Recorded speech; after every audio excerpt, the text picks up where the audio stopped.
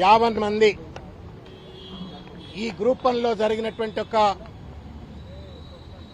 అవకతవకలకు వ్యతిరేకంగా పోరాడి న్యాయబద్ధంగా, ధర్మబద్ధంగా, రాజ్యాంగబద్ధంగా గెలిచినటువంటి విద్యార్థి నిరుద్యోగులందరికీ కూడా శిరస్సు వంచి నమస్కారం తెలియజేస్తూ కృతజ్ఞతలు తెలియజేస్తా ఉన్నాం బీఆర్ఎస్ పార్టీ తరపు నుండి.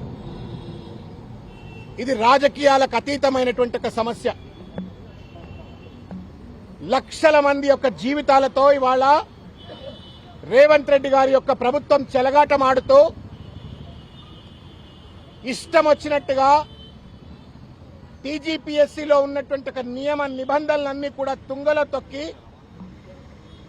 వాళ్ళ స్వంత పరీక్ష అయినట్టుగా ఇష్టం వచ్చినట్టు నిర్వహించి ఇవాళ చేయకూడని తప్పులన్నీ కూడా చేసినారు. నిన్న హైకోర్టు వాళ్ళకి చేతులెత్తి దండం పెట్టాలా, వాళ్ళ కాళ్లు కడిగి దండం పెట్టాలనిపిస్తా ఉంది హైకోర్టు వారికి. 227 పేజీల జడ్జిమెంట్ ఇచ్చినారు. ఆ జడ్జిమెంట్ లో ఉన్నటువంటి ఒక పదం రేవంత్ రెడ్డి గారి ప్రభుత్వానికి, టీజీపీఎస్సీకి చెంప చెళ్ళు అనిపించినట్టుగా ప్రతి పదాన్ని కూడా ఆ జడ్జిమెంట్ లో రాసిండ్రు. తెలంగాణ పబ్లిక్ సర్వీస్ కమిషన్ ఆధ్వర్యంలో నిర్వహించిన గ్రూప్ 1 ఎగ్జామినేషన్ కు సంబంధించి గౌరవ తెలంగాణ హైకోర్టు ఇచ్చిన తీర్పును వెంటనే అమలు చేయాలి, ఈ గ్రూప్ 1 ఎగ్జామినేషన్ మళ్లీ రద్దు చేసి మళ్లీ కండక్ట్ చేయాలి అని చెప్పి ఈరోజు భారత రాష్ట్ర సమితి తరఫున టీజీపీఎస్సీ ఆఫీస్ దగ్గర రిప్రజెంటేషన్ ఇవ్వడం జరిగింది. మరి ముందు అపాయింట్మెంట్ తీసుకున్నా కూడా మరి చైర్మన్ గారు ఎందుకో మరి లేకుండా పోయారు.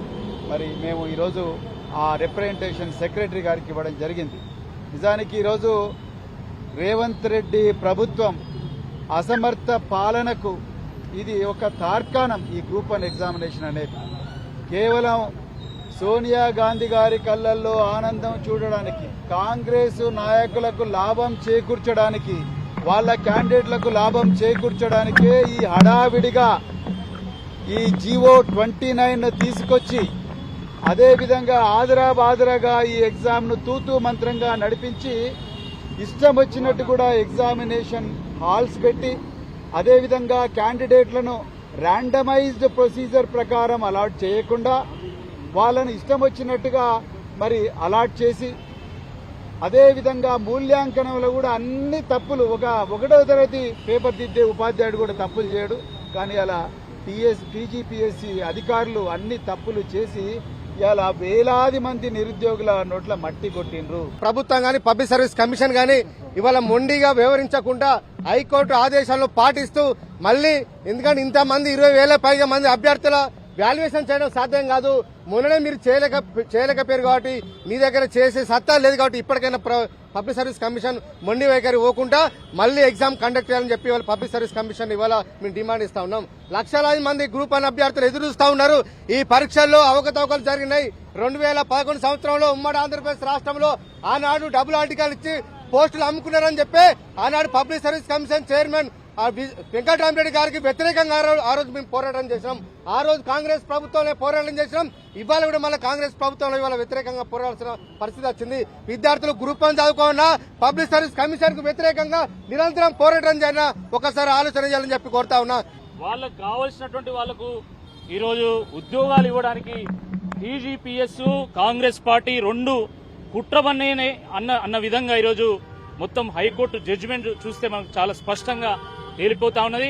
కాంగ్రెస్ అంటేనే అది స్కామ్ల పార్టీ. దాని సహజత్వాన్ని కోల్పోకుండా చివరకు గ్రూప్ 1లో కూడా ఒక స్కామ్ చేయడం చాలా చాలా దురదృష్టకరం. ఏళ్ల తరబడి ఒక నోటిఫికేషన్ కోసం ఎదురు చూస్తే ఆ నోటిఫికేషన్ కాస్త గద్దల్లాగా ఎత్తుకోబోయి దొంగలు ఊరు వంచుకున్నట్టు ఈరోజు అంగట్లో సరుకుల్లాగా ఈరోజు ఉద్యోగాలను పంపిణీ చేయడం చాలా దుర్మార్గము. నిన్న హైకోర్టు తీర్పు వస్తే ఈ రోజు వరకు కూడా టీజీపీఎస్సీ స్పందించకపోవడం చాలా దురదృష్టకరం. ఇది